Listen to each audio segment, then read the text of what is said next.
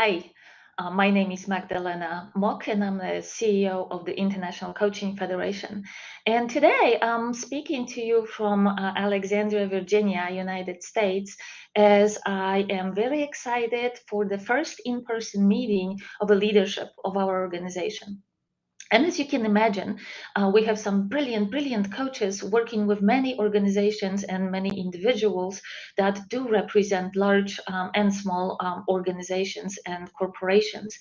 And it is not uncommon what we learned from each other over this last couple of days that many organizations are really struggling to find the new rhythm to be back to the office or not, to engage, recruit, and retain talent, to redefine leadership, and also to be successful in their respective businesses. They are wanting to elevate their companies and to build the new culture that is impacted severely, of course, by the circumstances around us, and also by younger populations coming to workplace. So how can these leaders really support the success and advancement of their respective businesses? Well, of course, one of the answer is that implementing a coaching culture can help and can help significantly. ICF defines coaching as partnering with clients in thought-provoking and creative process that helps them and inspires them to reach their highest potential. And when we do talk about coaching culture, it is leveraging effective coaching practices and competencies to enable leaders, teams, managers, the entire organizations to maximize that potential of the whole thing. Again, what we hear from the leaders is the changes in technology, the changes in the workplace, the great resignation in the United States, the multiple generations working alongside. And what we did learn from the studies with the Human Capital Institute is that so many organizations are struggling with implementing change initiatives. We also learned that majority of those change initiatives do fail. And they fail or they succeed because of three factors. And they are communication, resistance or resilience, and leadership. And again, we know from our studies with PricewaterhouseCoopers that majority of individuals and organizations engage coaches to help with those particular pain points or success points, if you will. Communications, greater communication, better self-esteem, better teamwork, better ease of providing meaningful feedback. These are all reasons why individuals engage coaches. And what we like to see as an outcome is that you see renewed passion. You see employees take ownership of what's going on. They are confident in their positions. The organizational culture is being considered a positive one. Everybody has a voice. Everybody can contribute, and not only can contribute, but understands how their contribution really feeds into the success of the entire organization. And it's still not over. Working on work-life balance is a very important piece of that particular puzzle as well. And strong coaching culture actually has made that vision a reality for many organizations. And for that reason, I think it is important to talk about it a little bit. So, we know that from the studies with Human Capital Institute that about 44% of high-performing organizations dedicate a line item for coaching, dedicated for the for management, and they really truly are seeking the involvement and engagement of those coaching cultures for the betterment of the organization. What are the elements of strong coaching cultures? Well, there is an index of six. Index of six elements of the strong coaching cultures, and strong support from the top management is definitely important. We call it the executive sponsorship. We also do know about that line item in the budget, specific line item in the budget. Another element of that system is that the organization uses external coaches, internal coaches, and also trains managers and leaders in using coaching skills. Super important element of strong coaching culture is that everybody in the organization has access to coaching. It's not reserved for C-suite, but it's often used for onboarding, for high potentials, but literally everybody in the organization does have access to coaching, and that coaching is being valued by everybody in the enterprise. And finally, very important piece as well, and it is that the everybody utilized for coaching, externals, internals, or managers and leaders using coaching skills are well trained and well prepared for that. So there are multiple case studies that speak to the effectiveness of coaching cultures in organizations. ICF offers an award for organizations using coaching to reach their strategic goals. And one of our winners recently was Tata Consultancy Services. This is a very, very large organization, of course, employing 500,000 people around the globe. And they started their very important journey of offering coaching to their line people, and they started seeing such a great change of a culture. So they started expanding this offering of coaching to their consultants within Tata, and also to the clients, which is supremely interesting, that they started also offering coaching training to the clients that they are working with. So I think that at this point, I think the last report I heard was that about 15% of the total global Tata Consulting Services employees received training in coaching skills or in coaching. And really, they what they call there was a huge diversity of mind and the change of mind coming because of that exercise. Based on the surveys that Tata Consultancy conducted, about 28% of people said that the demonstration of emotional intelligence, something required these days in leadership skills, they noticed a significant increase, 28% increase. 33% increase was observed in cognitive flexibility, openness, ability to engage and invite other types of inputs to decision making. And finally, which is so exciting, there was a 67% increase in innovation management. As we said, leadership is very different these days. So is management and the expectation of management. Innovation in management supported by coaching clearly are making results. Also, our colleagues at Tata told us that about one of the important elements of their spectrum was work-life balance.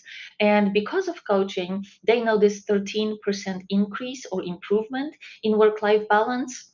They also started seeing a more inclusive global mindset. They recorded about 20% increase or improvement.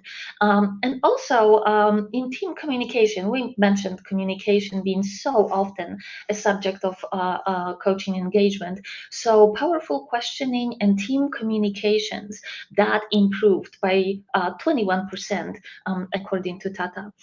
So there is a humongous value add to the organization by creating this coaching culture and by helping the teams really tackle challenges, and there is not a shortage of challenges, really tackling them effectively.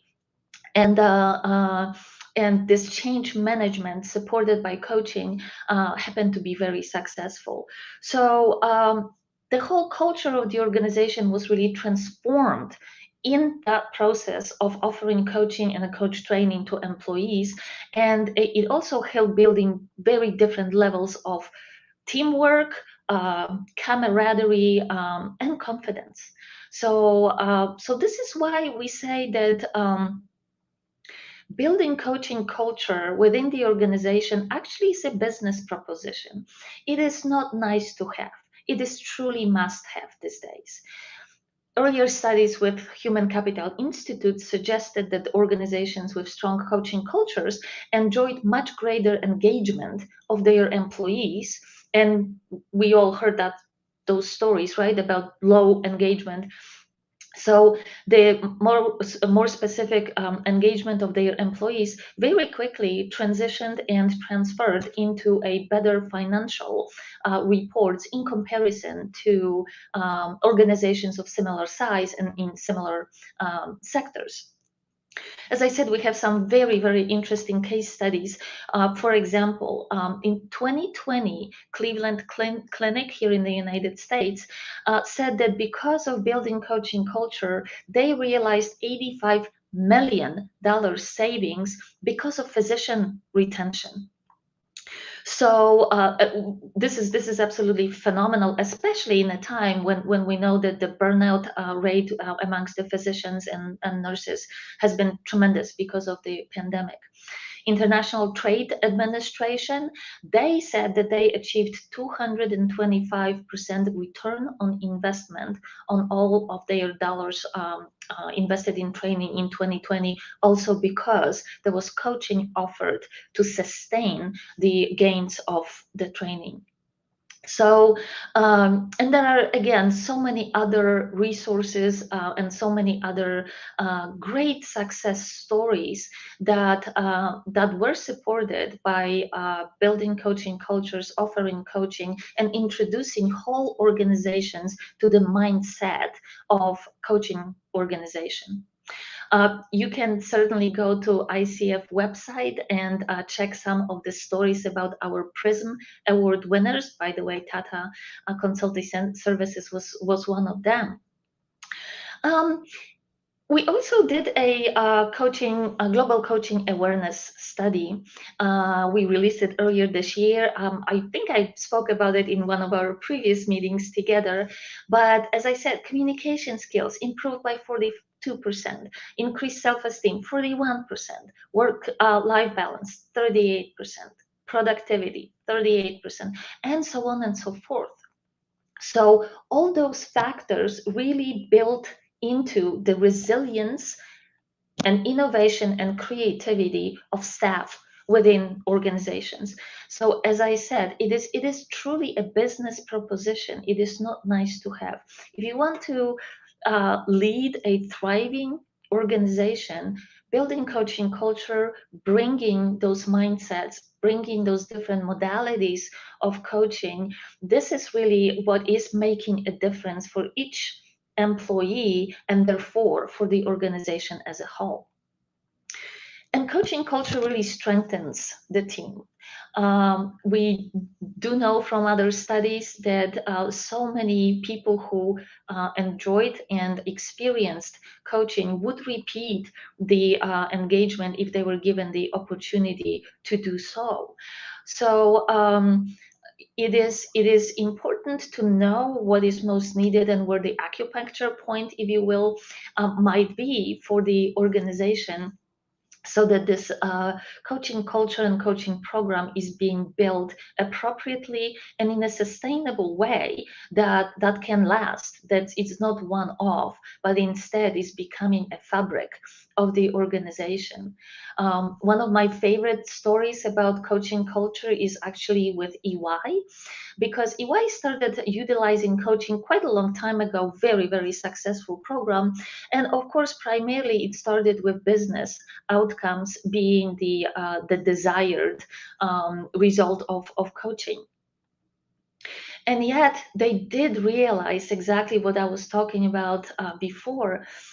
And it is that no business can be successful without successful employees that are implementing the strategies of the organization. So EY defined what they call defining moments, and they created a space for coaching being received by any employee of EY who is experiencing a defining moment. It could be becoming a parent for the first time. It could be maybe having to take care of aging parent or relative. Maybe it is stepping into a new position, a promotion, or changing career. This is where EY said we invest in our people. In turn, they invest in the success of the organization. The awareness of professional coaching is going up dramatically. Again, we talked about it a little bit before, and that's great news. That's good news because there is the availability of coaching, accessibility to coaching, and less misunderstandings about what professional coaching is, and more understanding of what could be the return on investment in coaching, but also what could be the return on expectation. This is the index that we created with PricewaterhouseCoopers because oftentimes the goal of the of coaching is actually not necessarily immediately the bottom line, but instead it is communication, teamwork, confidence, work-life balance. So although eventually it does translate into monetary gains, it is available to us to evaluate the return on expectation from the perspective of an individual or from the perspective of the team, peers, or the people that are working with and for that person, to see if there is a difference in behavior and therefore a positive impact for all. Measuring return on expectation and return on investment is still quite a conversation in the coaching field, but there are great resources available on ICF website. At our research portal, just put a keyword ROI or ROE, and I think that you're gonna find a lot of very useful information. Our research with Human Capital Institute on coaching in organizations is also available on ICF website, coachingfederation.org. So I hope you're gonna check it out as well. And just share in some of these great stories, great success stories. The organization doesn't have to be very large to implement a good coaching program and to introduce coaching culture. ICF created a new element of our ecosystem called coaching in organizations. Again, you can find a lot of this information on our website. Just go to coaching in organizations, and you will learn a lot about the offerings of that specific family organization research, going towards having even more information about the efficacy and the importance of coaching and coaching cultures in organizations for individuals, for the teams, for the systems, for the good of the entire enterprise. So thank you for spending last 20 minutes with me, and I will see you next month, and I will bring a very exciting guest who will share with us some of her thinking about superpowers, because we all have them. It's just a question of how we're accessing them. Wishing you a very good rest of the day and a week, and we'll talk next month.